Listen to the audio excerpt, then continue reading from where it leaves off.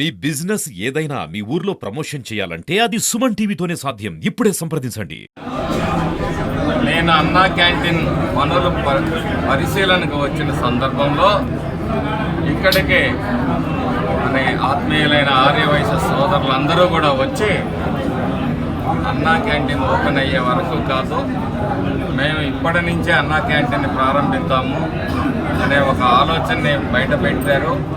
కొంచెం శుభ్రం చేయడానికి ఒకరోజు సమయం పట్టినందువలన ఈరోజు ప్రతిరోజు 500 మందికి భోజనం ఏర్పాటు చేసే విధంగా రాష్ట్ర ప్రభుత్వం అధికారికంగా అన్నా క్యాంటీన్లను ఏర్పాటు చేసే వరకు మేము ఏర్పాటు చేస్తామని చెప్పేసి రావడం నిజంగా శుభసూచకం.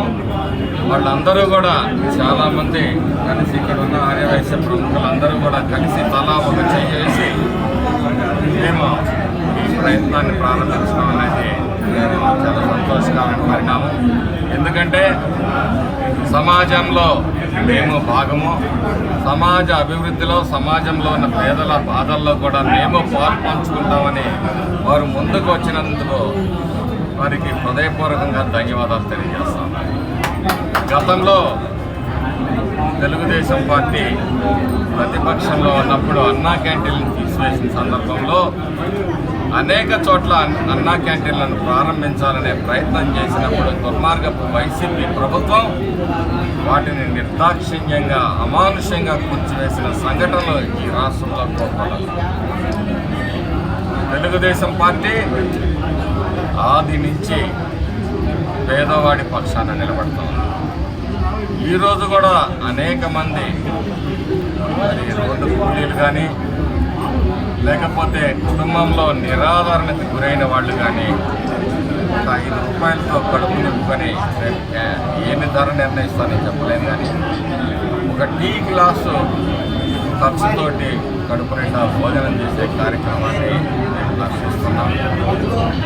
మరి అలాగే తెలుగుదేశం పార్టీ అధికారికంగా అన్నా క్యాంటీన్లను ప్రారంభించిన తర్వాత కూడా మేము ఒక ఎడిషనల్ ఐటమ్ మాచర్లలో దాతల సహకారంతో కొనసాగించబోతున్నాం. అది ఒక స్వీట్ కావచ్చు, ఒక ఫుడ్ కావచ్చు. వారు ఆ దాతలు వచ్చే పరిస్థితిని బట్టి ఒక ఐటమ్ కూడా దానికి కలిపి జత చేసి మేము అన్నా క్యాంటీన్ రన్ చేయబోతున్నాము. ఇలాగే సమాజంలో ఎవరైతే దాతృత్వం ఉన్నారో వాళ్ళందరికీ కూడా ఈ సందర్భంగా విజ్ఞప్తి చేస్తూ ఉన్నాం. ఈ వెనుకబాటు పల్నాడు ప్రాంతంలో మీ అందరూ కూడా మీ ఆదాయంలో వచ్చినంత సమాజ అభివృద్ధికి తోడ్పడాల్సిందిగా మీ అందరినీ కోరుతున్నాము. ఏ రోజు కూడా ఎవరిని కూడా ఇబ్బంది పెట్టి వ్యాపార వర్గాలకు కూడా విజ్ఞప్తి చేస్తూ ఉన్నాను.